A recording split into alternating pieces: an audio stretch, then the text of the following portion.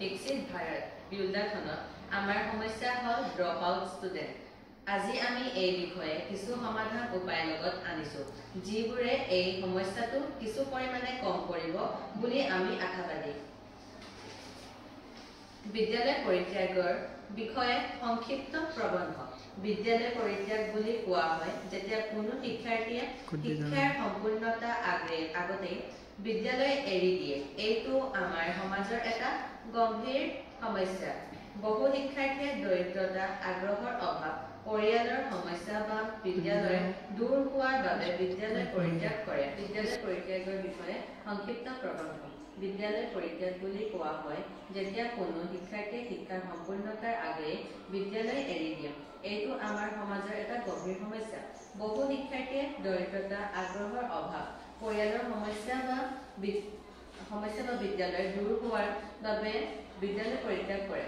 কিছুমানে পৰিয়ালক সহায় কৰিবলৈ কাম কৰিবলগীয়া হয়। বিদ্যালয় এৰি দিয়া শিশুৱে ভাল চাকৰি আৰু উন্নত জীৱনৰ সুযোগ হেৰুৱায়। এই সমস্যা ৰোধ কৰিবলৈ অভিভাৱক, শিক্ষক আৰু চৰকাৰে একেলগে কাম কৰিব লাগিব। শিক্ষা সফলতাৰ চাবি, কোনো শিশু পিছত ৰখা উচিত নহয়।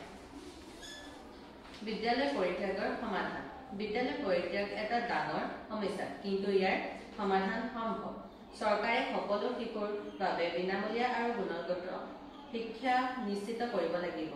মধ্যাহ্ন ভোজন বৃত্তি আৰু বিনামূলীয়া পাঠ্যপুথি দৰিদ্ৰ শিক্ষাৰ্থীৰ সহায় কৰিব পাৰে। অভিভাৱকে শিক্ষাৰ গুৰুত্ব বুজি নিজৰ সন্তানক বিদ্যালয়লৈ যাবলৈ উৎসাহিত কৰিব লাগে।